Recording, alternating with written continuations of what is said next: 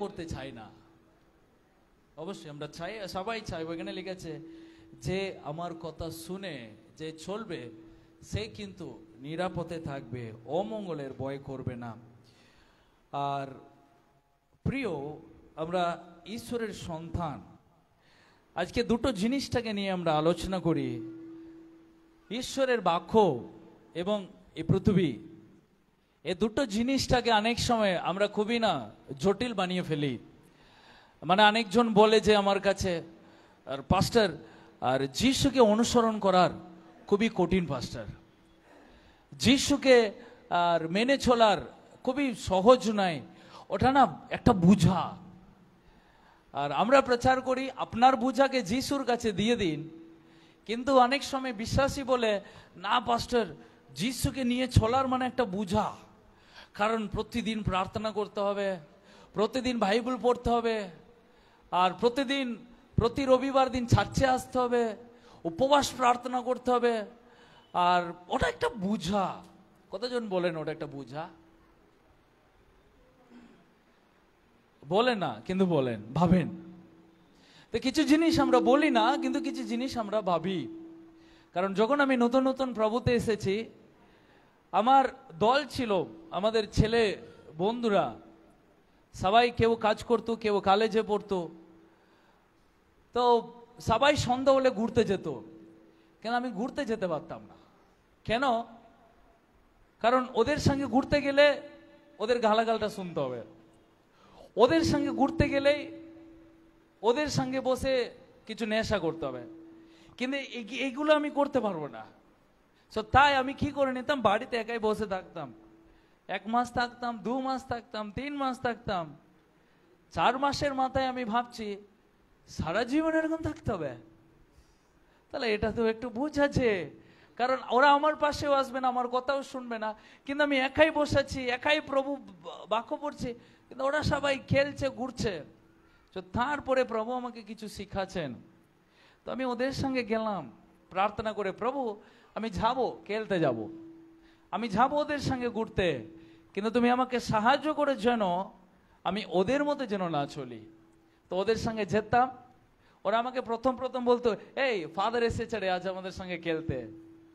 তো বাউলিং করতাম, তখন ফাদার ছিলাম না, যিশুকে ভালোবাসতাম। আমাকে বলতো, এই দেখো ফাদার বাল ছুটছে দেখ। তো খুব টনটিটকারি করতো, কিন্তু আমি বলতাম, ওরা খুব আর কি করতো, কিন্তু আমি চুপ করে থাকতাম, ভালো কথা ওদের সঙ্গে আলোচনা করতাম, অন্য কোনো গল্পে কান দিতাম না। তো আস্তে আস্তে প্রভু আমাকে শিখাচ্ছে যে ঈশ্বরের বাক্যই এবং এই পৃথিবী আলাদা নাই, একই। আমাদেরকে বুঝতে হবে ঈশ্বরের বাক্য কি এবং এই পৃথিবী কি। এটাকে যদি আমরা ঠিক মতো বুঝতে পারলে ঈশ্বরকে এই পৃথিবীতে নিয়ে থাকার আমাদেরকে সহজ হয়ে যাবে, এবং ওটা বুঝা হবে না, এবং সেটা খুব ভালো লাগবে। হালেলুয়া। কতজন আপনার অবিশ্বাসী বন্ধুদের সঙ্গে ঘুরতে যাওয়ার সময় অসুবিধা ফিল করেছেন? না আমার ভালো লাগছে না, কোথায় আমি ভুল বন্ধুদের সঙ্গে ঘুরছি, এরকম ফিল করেছেন কতজন? একটু হাত দেখি। ওকে, আবার এই প্রশ্নটা করি, কতজন ফিল করেছেন আপনার অবিশ্বাসীদের বন্ধুদের সঙ্গে ঘুরতে আমার ভালো লাগে? কতজন ফিল করেছেন ওরকম? আমার খুব খুশি লাগে। খ্রিস্টীয় বিশ্বাসী আমার হাত তুলেনি, আমি প্রথম তুলেছি, কিন্তু আমার ভালো লাগে। কেন ভালো লাগে? কারণ এই কারণেই ভালো লাগে, কারণ ওদের জীবন আচরণও, ওদের চিন্তা ভাবনাও আমার চিন্তা ভাবনার অনেক তফাৎ, আকাশ তফাৎ। কারণ ওরা যেভাবে ভাববে আমি ওরকম ভাববো না, তাহলে আমার প্রত্যেকটা মুহূর্তে একটা সুযোগ পাবো ওদেরকে ঈশ্বরের আসল ভালো ভ্যালুয়ের কথাটা ওদেরকে শোনার আমি সুযোগ পাবো। তাই আগে যেমন অবিশ্বাসদের সঙ্গে যেতে আমার ভালো লাগে না, কিন্তু তারপরে আমি অবিশ্বাসদের সঙ্গে আমার ভালো লাগে, কারণ ওদের কথাবার্তার মাঝখানে আমি ঢুকে প্রভুর কথা বলার একটা সুযোগ পেয়ে গেছি, তার জন্য আমার খুব ভালো লাগে। সুপ্রিয়, আজকে ওটাই আমরা শিখবো। ঈশ্বর এই পৃথিবীকে সৃষ্টি করেছেন, এবং এই পৃথিবীতেই তিনি আমাদেরকে রেখেছেন, এবং এই পৃথিবীতেও প্রভু যিশু এলেন, তিনি এই পৃথিবীতে এসে আমাদের জন্য প্রাণ দিলেন, এবং এই পৃথিবীতেও আমাদেরকে পথ দেখালেন। তার মানে যিশুকে আপনি অনুসরণ করতে অন্য কোনো পৃথিবীতে যাবে না, এই পৃথিবীতেই দেখেই, এই পরিবারে দেখেই, এই সমাজে থেকেই আপনি প্রভুকে ডাকতে হবে, আপনি প্রভুকে ভালোবাসতে হবে, আপনি প্রভুকে অনুসরণ করতে হবে। এই কনসেপ্ট ক্লিয়ার হতে হবে। আমেন? পরিষ্কার? পরিষ্কার? তো এই পৃথিবী ছেড়ে আপনি অন্য কোনো পৃথিবীতে গিয়ে প্রভুকে ভালোবাসবে না, এখানেই ভালোবাসতে হবে। এই পৃথিবীতেই প্রভুকে ডাকতে হবে, এই পৃথিবীতেই প্রভু অনুসরণ করতে হবে, কারণ এখানেই জায়গা যে প্রভু আমাদেরকে রেখেছে। আমেন? কিন্তু একটা জিনিস পরিষ্কার, এই পৃথিবীতে আমরা যখন রয়েছে, এই পৃথিবীর লোকদের চিন্তা ভাবনা এবং প্রভুর চিন্তার ভাবনা এক নাই, এক আর আলাদা। ওকে, আদি পুস্তক অধ্যায় 6, এটা আমি বলিনি, এটা সদাপ্রভু নিজেই বলেছেন। প্রভু এটাকে ফিল করেছেন, অন্য কেউ ফিল করলেও ঠিক আছে, কিন্তু প্রভু এটাকে ফিল করেছেন। কি ফিল করেছেন? অধ্যায় 6, প্রভু যখন দেখছেন এই পৃথিবীতে প্রচন্ড পরিমাণের অন্যায়, পাপ, খারাপ জিনিস যখন বেড়ে গেছে, তখন প্রভু নিজের মতো একটা আলোচনা করছেন। কি আলোচনা করছেন? আদি পুস্তক অধ্যায় 6 সেখানে 6 পদ, 6 পদ পড়ব। এখানে লেখা আছে, পৃথিবীতে মানুষ সৃষ্টি করার জন্য প্রভু পরমেশ্বর দুঃখিত হলেন। হ্যালো, শুনছেন? পৃথিবীতে মানুষ সৃষ্টি করার জন্য প্রভু পরমেশ্বর কি হলেন? দুঃখিত হলেন এবং অন্তরে গভীর ব্যথা অনুভব করলেন। কে? প্রভু পরমেশ্বর। তিনি নিজে সৃষ্টি করলেন, আবার নিজে দেখে তিনি গভীর ব্যথা ভোগ করলেন। ওকে, এবার প্রশ্ন, আজকে আমরাও এই পৃথিবীতে রয়েছি, আজকে আমরাও এই পৃথিবীকে দেখছি, আমরা কি ফিল করছি?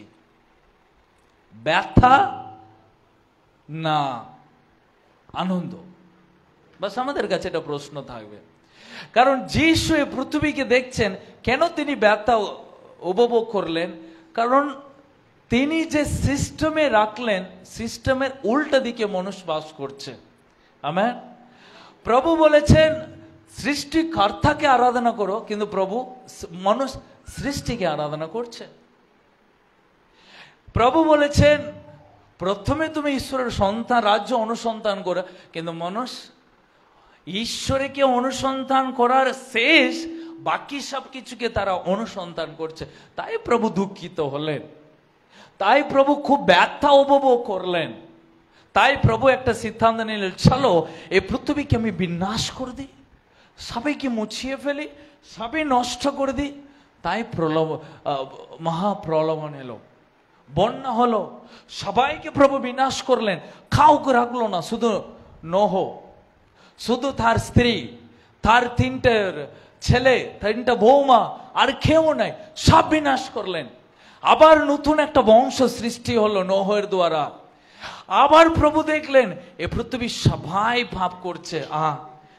আবার যিশায়া পুস্তকে প্রভু বললেন, আবার যিশায়া পুস্তক খুলি, প্রভু নোহর দ্বারা প্রভু নতুন সবকিছু সৃষ্টি করলেন, কিন্তু করার পরে আবার তিনি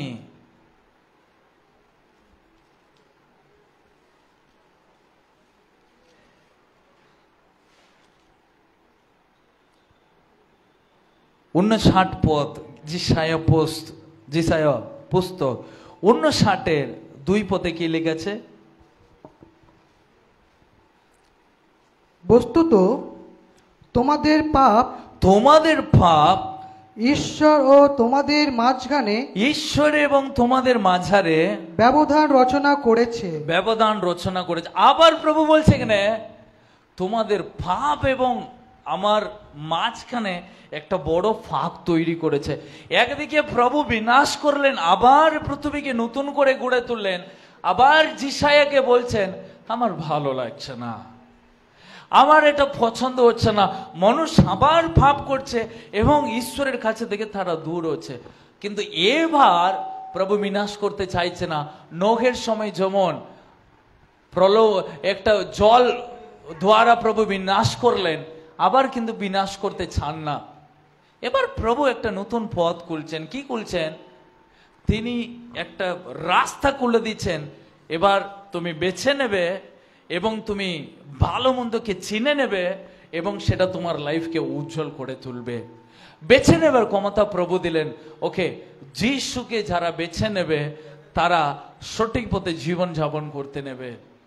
তো এই পৃথিবীতেও প্রভু আমাদেরকে ঈশ্বরের বাক্যটাকে তিনি প্রদান করেছেন। এবার এখানে সবচেয়ে বড় উত্তম প্রশ্ন যে এই পৃথিবীতে আমি একজন ঈশ্বরের সন্তান হব কিভাবে? আমার কাছে কি থাকলে আমি ঈশ্বরের প্রকৃত সন্তান হব? আপনি বলুন, কি থাকলে আপনি ঈশ্বরের প্রকৃত সন্তান হবেন? প্রশ্নটা ফেললাম, কেউ একজন উত্তর দেবেন, বা একজন দুজন, ছেলে একজন, মহিলাদের মতো একজন বলতে পারেন। সুশান্তদা কিছু বললেন। প্রেম থাকতে হবে। আর কেউ?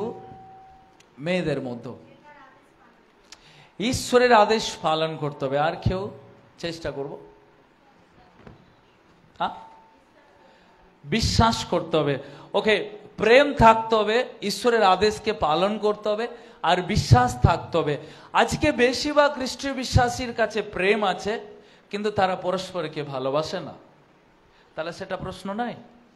সো অনেক লোক ঈশ্বরের বাক্য মেনে চলে কিন্তু প্রতিদিন প্রার্থনা করে না, এটাও সত্যি। তো অনেক লোকের কাছে বিশ্বাস আছে কিন্তু প্রলোভন এলে দাঁড়াতে পারে না। তো আর কিছু? তাহলে কি জিনিসটা লাগবে যাতে প্রভুর প্রকৃত সন্তান হতে পারবে? হ্যাঁ, ধৈর্য ধরতে হবে। অনেক খ্রিস্টীয় বিশ্বাসীর ধৈর্য আছে কিন্তু ধৈর্যের মিনিংটাও সে জানো না। সে ধৈর্য মনে কোনটা? আর কিছু?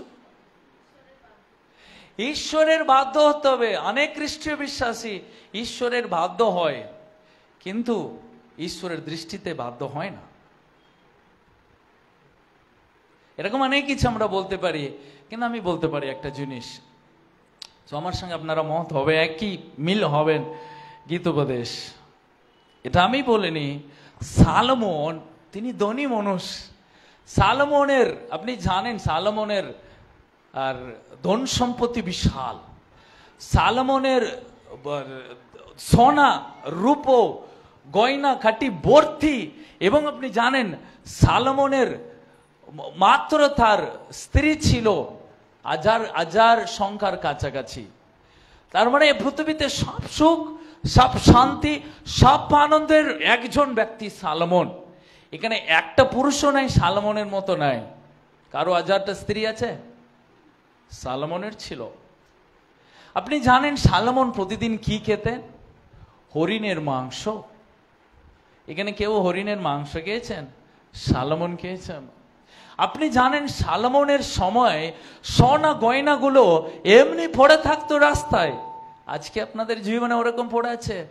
সালোমন সমৃদ্ধিশালী, ধনী ব্যক্তি, জ্ঞানী ব্যক্তি, সব কিছু ছিল। দূর দূর থেকে লোক তার কাছে আসতো। জীবনটাকে এনজয় করেছেন, জীবনটাকে উপভোগ করেছেন, কিন্তু শেষে একটা কথা বলে ফেলেছেন।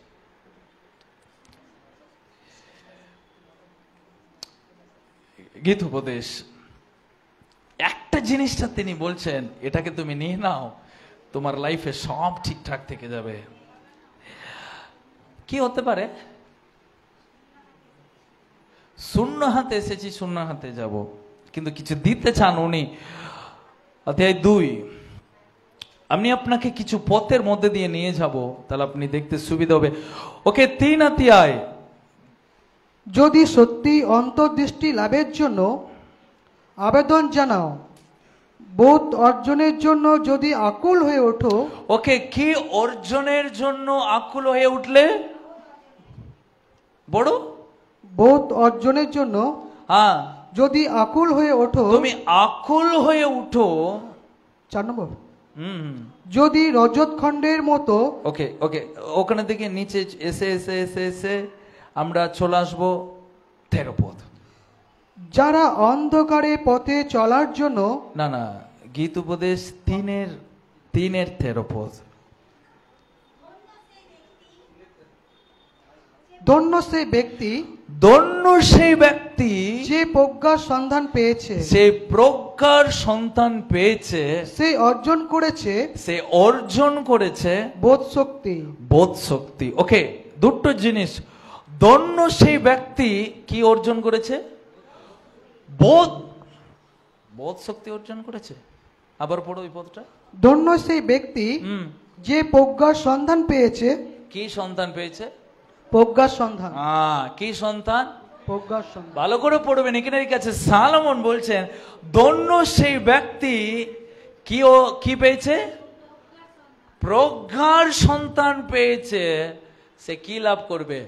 বোধ শক্তি লাভ করবে। ওকে, প্রজ্ঞাকে এখানে বলছেন সালোমন, প্রথমে তুমি ঈশ্বরের প্রজ্ঞা লাভ করো, ঈশ্বরের প্রজ্ঞাকে লাভ করো, তাহলে তুমি বোধ শক্তি লাভ করবে। কি বোধ শক্তি? তোমার হৃদয়টাকে তুমি ঠিক রাখতে পারবে। আমেন। সো প্রথমে তুমি জ্ঞান লাভ করো, কারণ সেটাই আমরা 2 পথের 1 পথে পড়লাম। এবার 2 পথের 1 পথ পড়ি।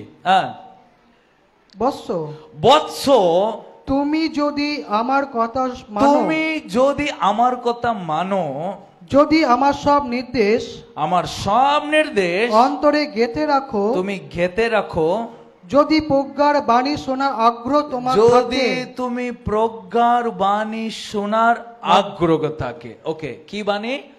প্রজ্ঞার বাণী।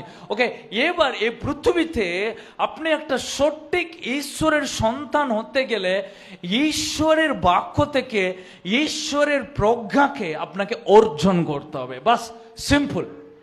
এই পৃথিবী ঈশ্বরের প্রজ্ঞার পরিপূর্ণ নাই, তারা মূর্খর পরিপূর্ণ, তার কাছে প্রজ্ঞা নাই। কি করে বুঝবেন ঈশ্বরের পৃথিবীতে মানুষের প্রজ্ঞা নাই? সিম্পল জিনিস। একটা মানুষ রাস্তাতে যাচ্ছে, একটা কালো বিড়াল ঢুকছে, সঙ্গে সঙ্গে দাঁড়িয়ে পড়ছে। কেন?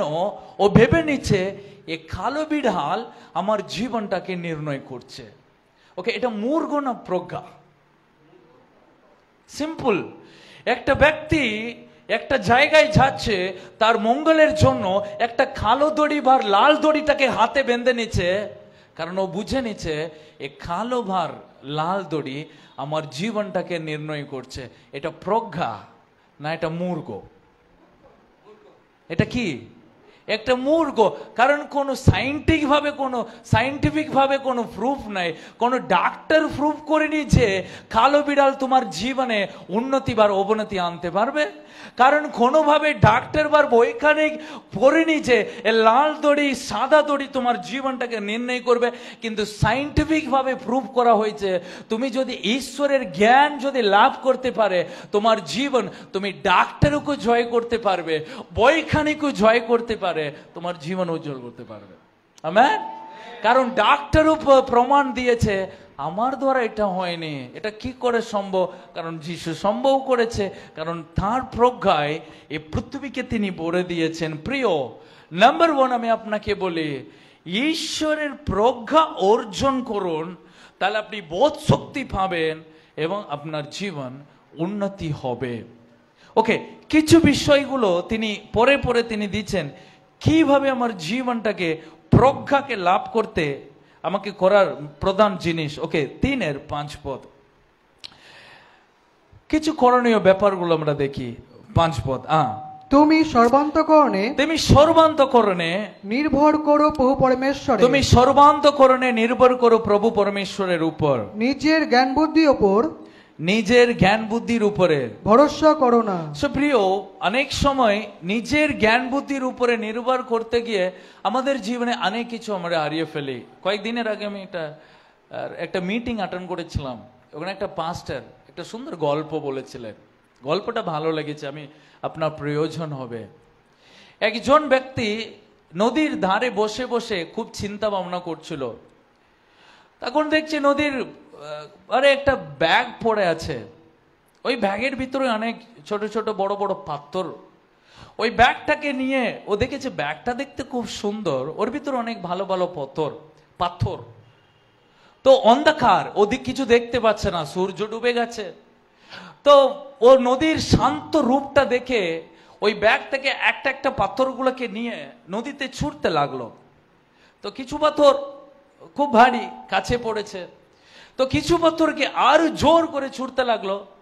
তো পাথর যখন জলে পড়ছে তখন আওয়াজ টবক, এক করে ঠবক করে আওয়াজ হচ্ছে, ও ঠবক আওয়াজ ওর ভালো লাগেছে, বাহ।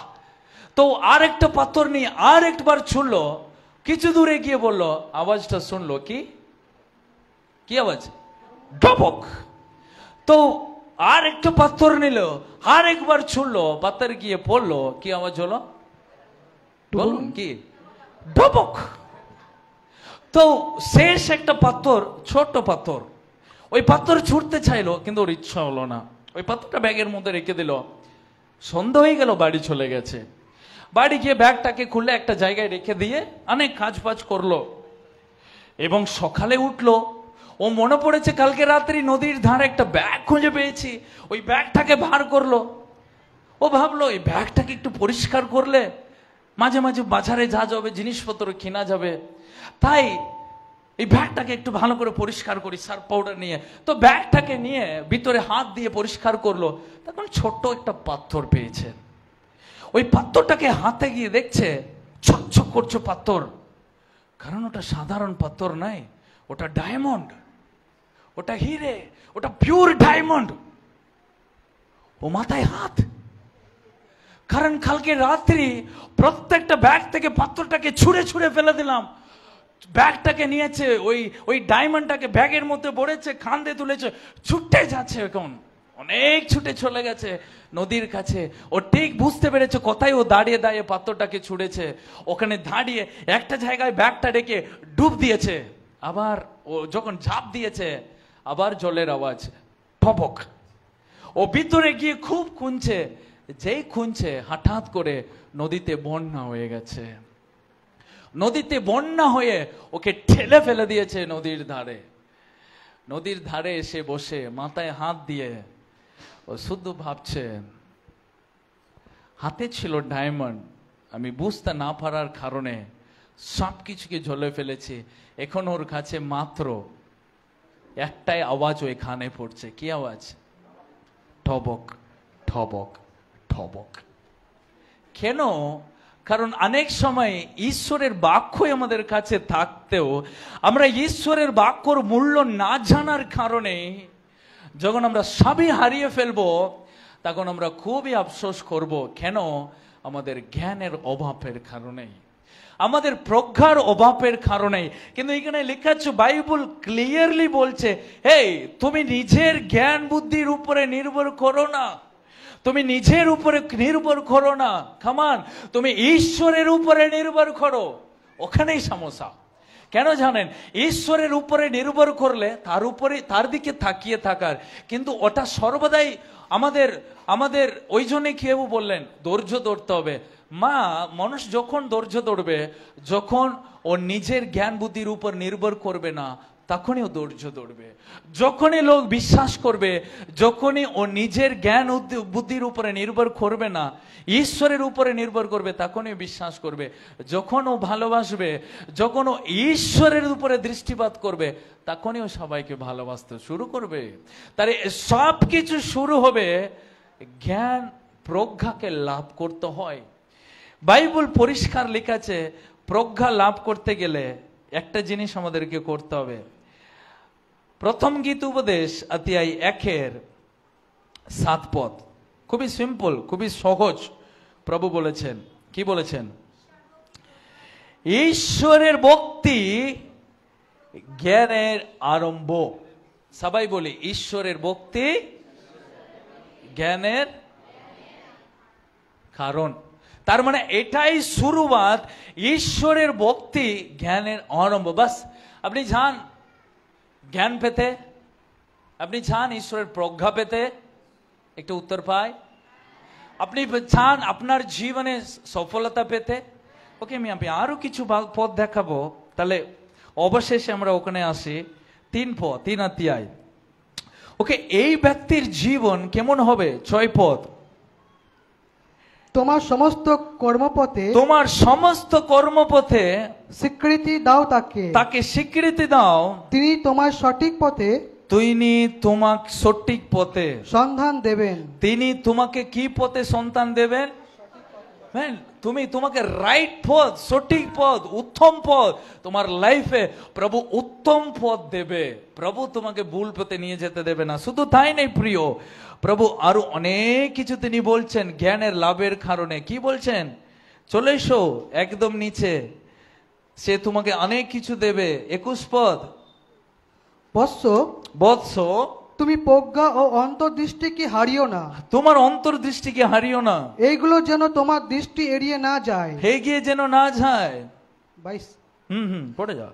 এগুলি হবে তোমার জীবনে সার, তোমার এইগুলো কণ্ঠের হবে মণিহার। তোমার জীবনের সার, সার, তোমার কণ্ঠের মণিহার। তোমার কণ্ঠের মণিহার। তাহলে তুমি নির্ভয়ে তাহলে তুমি নির্ভয়ে পথ চলতে পারবে, আঘাত লাগবে না তোমার পায়ে। তুমি নির্ভয়ে চলতে পারবে। হালেলুয়া। এই পৃথিবীতে আপনি নির্ভয়ে চলবেন। সবাই বয়ে চলে, সবাই চিন্তায় চলে, সবার জীবনে ভয়, চিন্তার অবিশ্বাস, আমি কি করে সাপকে মিটাবো। কিন্তু কি লেখাছে? ঈশ্বরের প্রজ্ঞার তুমি নেকলেসের মতো পরে নাও। আপনি যখন বিয়ে বাড়ি যাবেন একটা নেকলেস পরে নেবেন। নেকলেসটাকে কতজন টাকা দিয়ে যাবেন? আমি এটা কাউকে দেখাবো না। এই নেকলেস কিনেছি, ভালো করে একটা ওড়নানি দিয়ে বেঁধে নিয়ে আপনি বিয়ে বাড়িতে যাবেন। কি করবেন? নেকলেসটাকে একটু ভালো করে দেখিয়ে দেবেন, আমি নেকলেস পরেছি। একটু ওটা সিটি গোল্ডও হতে পারে বা ওটা ডায়মন্ডও হতে পারে, কিন্তু আমি যখন নেকলেসটা পরেছি কাঁধে, ওটা একটা সুন্দরটা আমি সবাইকে দেখাবো। ঠিক তেমনি ঈশ্বরের প্রজ্ঞাকে তুমি ভরে নাও। সে প্রজ্ঞা তোমাকে রাস্তায় যেতে যেতে তোমাকে নিরাপদে রাখবে, তোমাকে ঠিক রাখবে, তোমাকে পাও পিছলে পড়তে তোমাকে দেবে না। প্রিয়, অনেক মানুষ, ভালো মানুষ রাস্তায় যেতে যেতে উছুটকে পড়ে যায়। কেন? প্রজ্ঞার অভাবের কারণে, জ্ঞানের অভাবের কারণে। কিন্তু আমি আপনাকে বলতে পারি, ঈশ্বরের প্রজ্ঞা আপনার জীবনে থাকলে চলার পথ আপনি নিরাপদে চলবেন, আপনি কাউকে ভয় করবেন না। ওকে, শুধু তাই নাই, ওকে কি লিখেছে 23 পথে? তাহলে তুমি নির্ভয়ে পথ চলতে পারবে, আঘাত লাগবে না তোমার পায়ে। আমেন। তোমার পায়ে আঘাত লাগবে না। শয়নকালে তুমি ভীত হবে না। তুমি ঘুমাওয়ার সময় তুমি ভীত হবে না। সুখকর হবে তোমার নিদ্রা। কি হবে তোমার নিদ্রা? কতজন চান আমি ভালো করে ঘুমাতে চাই? যারা রাত্রি ঘুমাতে পারে না তাদেরকে আমার প্রশ্ন, প্রিয়, অনেক সময় আমাদের ঘুম হয় না কেন জানেন? ওটাই এই মাথা, এটা কম্পিউটার তো, অনেক ডেটা জমানো আছে, অনেক কাজ জমানো আছে। রাত্রি বিছানাতে শোবো, কিন্তু আমার চোখের কোনো নিদ্রা নাই। কি চিন্তা, অনেক চিন্তা। আমি বলি, ঈশ্বরের প্রজ্ঞায় পরিপূর্ণ হন, বিছানাতে মাথা দিতে না দিতেই চোখ ঢলে ঘুমিয়ে যাবেন। আপনি জানেন ঘুম হচ্ছে ঈশ্বরের একটা আশীর্বাদ। তার জন্য কেউ ঘুমিয়ে ঘুমিয়ে বলছেন, প্রভু ধন্যবাদ, পাস্টর প্রচার শুনতে শুনতেও ঘুমিয়ে যাচ্ছে, কত আশীর্বাদ। এটা আশীর্বাদ নাই, এটা আশীর্বাদ নাই, এটা শয়তানের বিরক্ত করছে, আপনাকে প্রচার শুনতে দিচ্ছে না। কিন্তু অত ক্লান্ত হয়েও আমি যখন বিছানাতে শোবো, অনেক চিন্তাতেও আমি দারুণ ঘুমিয়ে যাবো। আমেন। ঘুম ভাড়াতে হবে না। বাইবেলে লিখেছে তুমি যখন নিদ্রা করবে তুমি ভালো করে ঘুমাবে। হালেলুয়া বলি একটু, হালেলুয়া বলি। ঘুমের ওষুধ খুব ভালো। আপনি ঈশ্বরের কাছে সব কিছু সমর্পণ করুন, আপনার ঘুম ডিস্টার্ব হবে না। আপনি ঘুমকে নিয়ে চিন্তা করবে না। কে ঘুমাতে পারে না?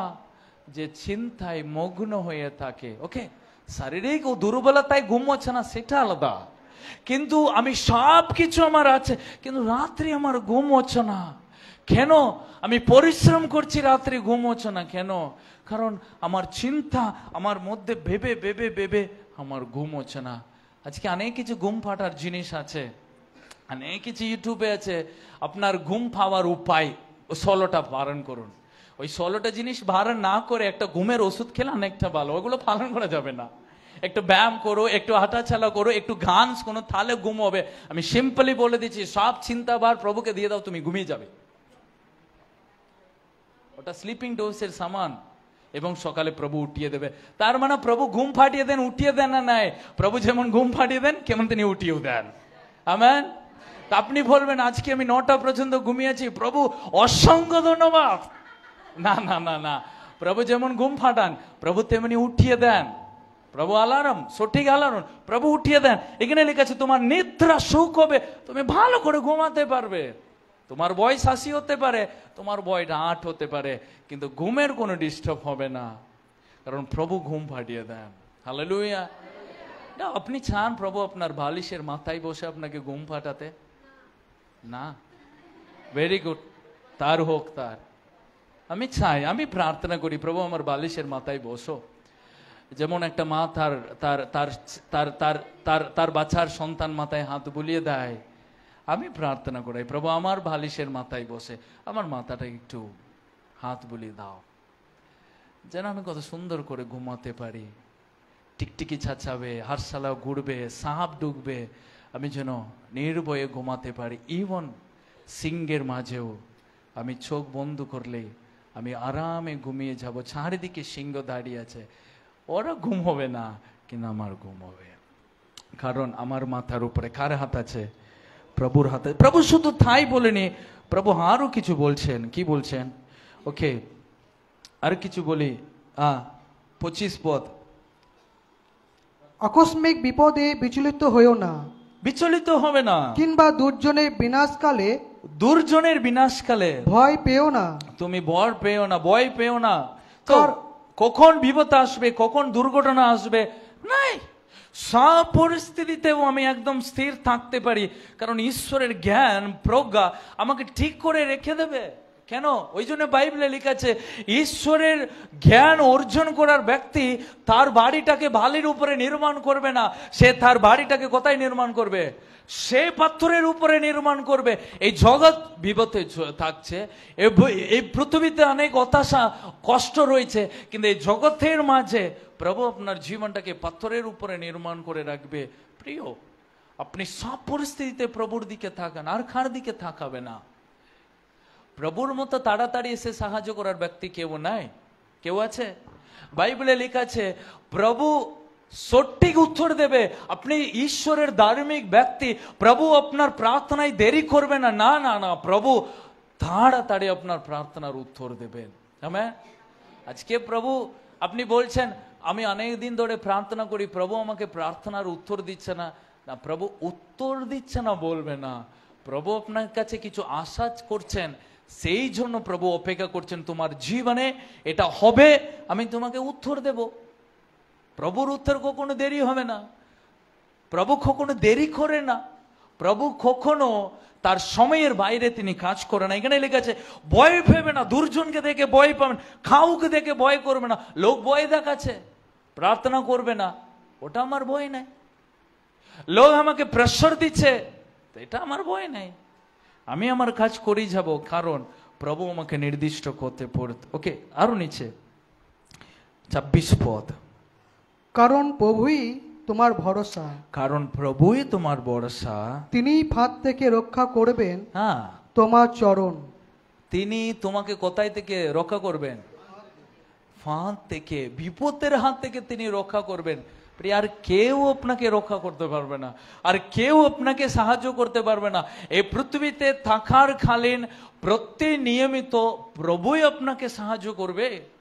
যত বড়ই বিপদ, ওই বিপদের ভিতরে থেকে বার করার রাস্তা শুধু তার কাছে আছে।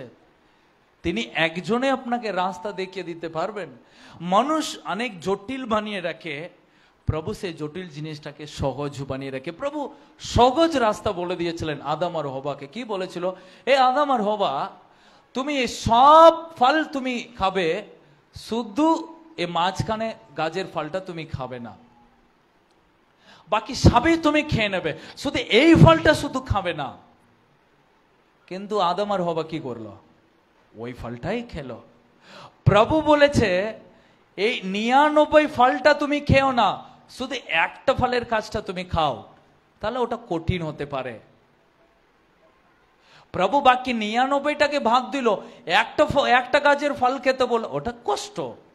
কিন্তু প্রভু বলেছে তুমি একটা গাছের ফল খাবে না, বাকি 99 ফলের কাজের ফলটা খাও, ওটা কষ্ট নাই তো। কিন্তু আদম হওয়ার দৃষ্টি কোথায় গেল? ওই একটা কাজের ফলের দিকে দৃষ্টিটা গেল। বাস, আমাদের জীবন তাই। আমাদের জীবনে 99 মঙ্গল প্রভু দিয়ে থাকবে, ওই একটা অমঙ্গলের জন্য আমরা প্রভুর দিকে হাতটা বাড়াবো, এটা হলো না তো প্রভু।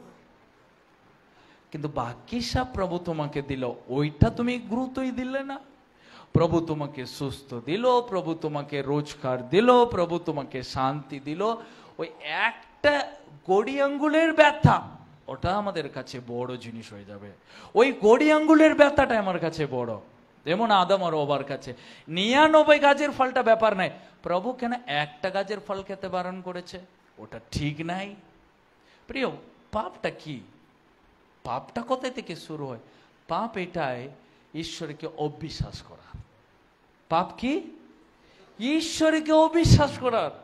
পাপ এটা নাই এই তুমি মিথ্যে কথা বলো না, তো এইগুলো কোথায় থেকে শুরু হয়? রুট কোনটা, শিখর কোনটা? ওটা হচ্ছে ঈশ্বরকে অবিশ্বাস করা। ঈশ্বরকে অবিশ্বাস করার যে ঈশ্বর একজন মঙ্গলময়, তিনি আমার জন্য সব মঙ্গলের জিনিস দিয়েছেন, ওটাকে আমি বিশ্বাস করতে পারি না। যেমন আদম আর হওয়া, তারা বিশ্বাস করতে পারছি না যে একটা কাজের ফলটা আমি খেতে নাই, ওটা আমার অমঙ্গলের জন্য, ওটা তারা বিশ্বাস করলো না। না না, ওটা যদি সত্যি ঈশ্বর হয়, কেন একটা কাজের ফলটা বাদ দেবে? শয়তান চালাক এসে আদম আর হওয়াকে কি বললো? কি প্রভু এটা বারণ করেছে? প্রভু যদি ভালো ঈশ্বর হয়, প্রভু বারণ করবে? প্রভু ভালো ঈশ্বর নাই, কামান ডাউট করো, প্রভুকে সন্দেহ করো। আজকে তো এই পৃথিবীতে অনেক কিছু জিনিস আমাদেরকে টানে, অনেক কিছু জিনিস আমাদেরকে আকর্ষণ করে। আমি ভাববো, প্রভু এই সব কিছুকে ঘৃণা করলো, কত সুন্দর সিনেমা, এই সিনেমাটাকে আমি ঘৃণা করতে হবে? এটা খারাপ কি? এটা দেখতে আমার এই সিনেমা গানটা শুনতে আমার অসুবিধাটা কি হবে বলো? এই জিনিসটা দেখতে আমার অসুবিধা নাই, কি হবে বলো? এটা কোনো ক্ষতি নাই, এই গল্পটা করলে কোনো ক্ষতি নাই, এটা কোনো অসুবিধা নাই। এটা না ঈশ্বর সত্যি, ঈশ্বর এগুলো ঘৃণা করেছে? না না, ঈশ্বর সত্যি এগুলো ভালো ঈশ্বর না। ঈশ্বর যদি ভালো ঈশ্বর হয়, এই সব কিছুকে দেবে, কারণ ও তো দেখছে ও ভালো আছে, ও তো করছে ও সুখে আছে, ও তো করছে ও ভালোভাবে চলছে, তাহলে আমি কেন এগুলোকে অ্যাভয়েড করব? আস্তে আস্তে ঈশ্বরকে অবিশ্বাস করতে শুরু করব, আস্তে আস্তে ঈশ্বরকে ভাবতে শুরু, প্রভু তুমি ঠিক নাই, কারণ তুমি আমাকে কেন বারণ করবে ওই একটা ফল কাজ খেতে? প্রিয়, ঈশ্বর যা কিছু বারণ করেছেন আমার ভালোর জন্য করেছেন। তো আজকে যখন আপনি আগুনের সামনে আছেন, আগুনের উপরে যখন পাও বাড়াবেন, আপনি জানবেন আগুন আপনাকে পুড়িয়ে দেবে, আপনি পাও দেবেন ওখানে কেন? কারণ আপনার কষ্ট হবে, আপনার ব্যথা হবে। ঠিক তেমনি আপনি যখন মুখে গালাগাল দেন, আপনি কেন ভাবেন না ওটা আপনাকে পুড়িয়ে দেবে, আপনাকে কষ্ট দেবে, আপনাকে ব্যথা দেবে? গালাগালটা দিতে কেন সুখ হয়, তাতে খুব ভালো লাগে। প্রিয়, এটার কারণ আমি হারিয়ে ফেলেছি ঈশ্বর একজন ভালো ঈশ্বর। আমি এখানে ভুলে গেছি ঈশ্বর আমার জন্য ভালো জিনিস রেখেছে। আদম আর হওয়া টোটালি ভুলে গেছে ঈশ্বর আমার জন্য ভালো রেখেছে। তারা কি হারিয়েছে? তারা ঈশ্বরকে হারিয়েছে, তারা অন্য কিছু হারেনি। তারা রোজগার ছিল, তারা ভালো ছিল, রোজগার করে খেলো, তাদের সংসার ছিল, আদম আর হওয়ার ছেলে মেয়ে হলো, সব হলো, তারা কিছু হারায়নি তো। কিন্তু তাদের জীবনে একটা জিনিস হারিয়ে ফেলেছে, মনের ভিতরে শান্তি। তাদের টাকা ছিল, আদম আর হওয়ার ছেলে মেয়ে হলো, তারা বৃদ্ধি হলো, কিন্তু এদেন উদ্যানের মধ্যে যে পরিবেশ ছিল, ওই পরিবেশটা বাইরে হারিয়ে ফেলেছে। আজকে আমরা অনেক জন, আমাদের কাছে সবই আছে, কিন্তু এদেন উদ্যানের মধ্যে ঈশ্বরের উপস্থিতিকে আমরা এখানে হারিয়ে ফেলেছি। কেন? কারণ আমরা শুধু ভাবি এই ঈশ্বর মঙ্গলের ঈশ্বর নাই, আমাকে এটাকে ঘৃণা করে দিল, আমাকে এটাকে বারণ করে দিল। কিন্তু এখানে লেখা আছে, প্রিয় প্রভু আমাদেরকে সব বিপদ থেকে উদ্ধার করেন।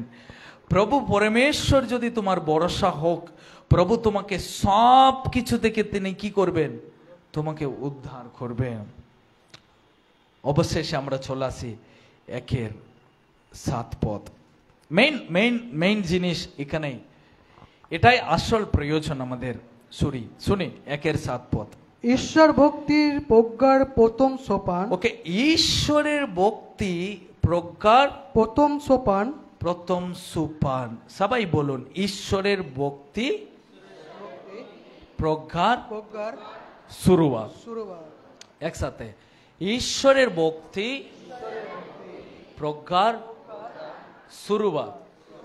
তাহলে প্রজ্ঞা আপনি লাভ করবেন, আপনি ঈশ্বরকে রেসপেক্ট দেবেন। কি দেবেন? ঈশ্বরকে সম্মান দেবেন। আপনার বাড়িতে আমি বাঙালি কালচারটা দেখেছি, একটা বয়স্ক লোক বাড়িতে এলে লোক বেসিক্যালি কি করে বলুন? কি করে? প্রণাম করে। কি করে? প্রণাম করে।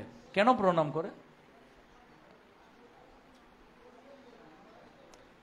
আপনারা মনে হচ্ছে তামিল লোক, বাঙালি নাই মনে হচ্ছে। তো মনে হয় আপনারা কেউ কাউকে কোনোদিন প্রণাম করিনি, পাও পড়িনি, পায়ে পড়িনি। তো কেন প্রণাম করি? রেসপেক্ট জানাই, তাদেরকে উচ্চ জায়গাতে রাখি। তো আপনি ভাবুন, আপনি রেসপেক্ট দিলেন তাকে, কিন্তু সেই লোকের সামনে আপনি একটা গালাগালি দিলেন, তাহলে আপনার রেসপেক্টের ভ্যালিউটা কি? প্রভুর কাছে অনেক সময় এরকমই করি। তো আপনি যখন ঈশ্বরকে আপনি রেসপেক্ট করেন, আপনি ভয় করবেন, আপনি সম্মান দেবেন। ওই সম্মানটা আপনার হৃদয় থেকে হবে, ওটা অটোমেটিক্যালি হবে। বাইবেলে লেখা আছে, ঈশ্বরের আত্মা যখন তোমাদের উপরে অধিষ্ঠান করবে, তখন তোমরা কি লাভ করবে? শক্তি লাভ করবে। তখন তোমরা যুগদিয়া, সমারিয়া আর পৃথিবীর শেষ প্রান্ত পর্যন্ত আমার সাক্ষী হবে। ঈশ্বরের আত্মা তোমাদের উপরে আসবে, তখন তোমরা কি লাভ করবে? কি শক্তি? বারপিট করার শক্তি। কি শক্তি? রোজগার করার শক্তি। তোমরা ঈশ্বরের সাক্ষ্য দেবে। কার সাক্ষ্য দেবে? ঈশ্বরের সাক্ষ্য দেবে। মানে কি? তোমরা ঈশ্বরের রেসপেক্ট, সম্মানের জীবন যাপন করবে। প্রিয়, আজকে প্রভু আপনাকে যেখানে পরিবারে রেখেছে, আপনি ঈশ্বরকে সম্মান দেবেন, আপনি ঈশ্বরকে রেসপেক্ট দেবেন, আপনি ঈশ্বরকে উচ্চ স্থানে রাখবেন, আপনি ঈশ্বরকে গৌরব করবেন, ঈশ্বরের নামকে ছোট করার চেষ্টা করবেন। আপনারা, আপনি যেখানে আছেন, ঈশ্বরকে সম্মান দিতে শুরু করবেন। আপনার নামকে আপনি অনেক সময়, আর অনেক লোক যখন বলে, হে এর বাবা মা কে রে, এত সুন্দর বড় করেছে, তার বাবা মাকে সম্মান করা হয়, আপনি এরকম একটা ছেলেকে বড় করে রেখেছেন। ঠিক তেমনি যখন আপনি ঈশ্বরের নামকে গৌরব করবেন, ওটাই ভয় করা, ঈশ্বরকে রেসপেক্ট দেওয়ার। আপনি যেখানে আছেন, যা জীবন যাপন করছেন, ঈশ্বরকে ওখানে রেসপেক্ট দিন, ওর মধ্যে দিয়ে রেসপেক্ট দিন। কিভাবে রেসপেক্ট দেবেন? রেসপেক্ট একটা কাজের দ্বারা হয় না, সারা জীবন প্রভুর সাক্ষ্য দিলেই ঈশ্বরকে রেসপেক্ট করে যাওয়ার। আমেন। আজকে যদি আমি বলি, আমি প্রভু আমাকে ক্ষমা করেছে, প্রভু আমাকে ক্ষমা করেছে, এ ক্ষমার কৃতজ্ঞতা আমি কি করে জানাবো? তাকে সেবা করে করে করে সারা জীবন আমি যতটা সেবা করব, ততটাও কৃতজ্ঞতা জানানো হচ্ছে না প্রভু যা আমাকে করেছে।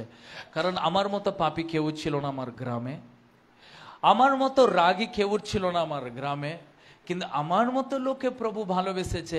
এই ভালোবাসার কৃতজ্ঞতা আমি জানাবো সারা জীবন, তাকে সেবা করে করে করে করে করে। একদিনে পূর্ণ হবে না। আমি যেদিন শেষ নিঃশ্বাস ছাড়বো, ওই শেষ নিঃশ্বাস দিনই পূর্ণ হবে। আমি প্রভুকে কৃতজ্ঞতা জানিয়ে শেষ করেছি, রেসপেক্ট দিয়ে শেষ করেছি। ওকে, কতকাল আমি প্রভুকে রেসপেক্ট দিতে পারিনি, প্রভুকে লোকদের সামনে ছোট করে ফেলেছে, কিন্তু আজ আমি প্রভুকে রেসপেক্ট দেব। প্রভু, আমি কার সামনে তোমাকে ছোট করব না। কেউ যেন বলতে না পারে যে হে তুমি যিশুর প্রার্থনা করছো, তুমি যিশুকে এইভাবে যিশুর নামকে খারাপ করছো না, আমি বলতে দেব না, আমি করতে দেব না। প্রভু এখানে লেখা আছে প্রভুকে সম্ভ্রম করলে ওটা জ্ঞানের শুরুয়াত। Hallelujah, hallelujah. প্রিয়, আপনি দেখছেন এই পৃথিবীতেও ঈশ্বরের প্রজ্ঞাকে যখন আপনি লাভ করবেন, ঈশ্বরের ভয় ভক্তির দ্বারা সে প্রজ্ঞা আপনাকে থাপে থাপে থাপে আপনাকে নিয়ে যাবে। এই জগতের মাঝে আপনি আছেন, ওর জন্য যিশু বলেছে তোমরা হলে এই জগতের জ্যোতি, তোমরা হলে জগতের জ্যোতি। তাহলে জগতের জ্যোতি মানে এই পৃথিবী কেমন রূপে আছে? আলোর বিপরীত শব্দ কি? তাহলে প্রভু যদি বলে তুমিকে এই জগতের জ্যোতি, তাহলে এই জগৎ কিসের মধ্যে রয়েছে? কিসের মধ্যে রয়েছে? কিসের মধ্যে রয়েছে? কিসের মধ্যে রয়েছে? এই অন্ধকারের যুগে আপনারা কারা? কারা আপনারা? কারা আপনারা? কারা আপনারা? তাহলে আপনি যদি ভাববেন এই অন্ধকারের যুগে আমি আলো, আমার কাজ আলো দেখানো। কি কাজ? আমার শুধু আলো। আপনি কেন এই লোক কেন খারাপ, এই লোক কেন আমাকে এই লোক আমাকে কেন গুরুত্ব দেয় না, এই লোক যেন আমার জীবনে এরকম কাজ করেছে। আপনি মনে রাখুন এই পৃথিবী কিসের পৃথিবী? অন্ধকার। অন্ধকার পৃথিবীতে আপনি কি ভাবেন? আপনি কিছু ভাবেন না, কিন্তু একটা জিনিস আপনি দিতে পারবেন। কি দিতে পারবেন? আলো দিতে পারবেন। কি দিতে পারবেন? আপনি আলো দিতে পারবেন। আপনার কথাতে লোকদেরকে আলো দিতে পারবেন, আপনার ভালোবাসায় লোকদেরকে আলো দিতে পারবেন, আপনার আচরণে আপনি লোকদেরকে আলো দিতে পারবেন। ওই জন্য যিশু বলেছে তোমরা এই জগতের জ্যোতি, তোমরা এই জগতের লবণ। কি জিনিস? লবণ। কতজন লবণ পছন্দ করে না?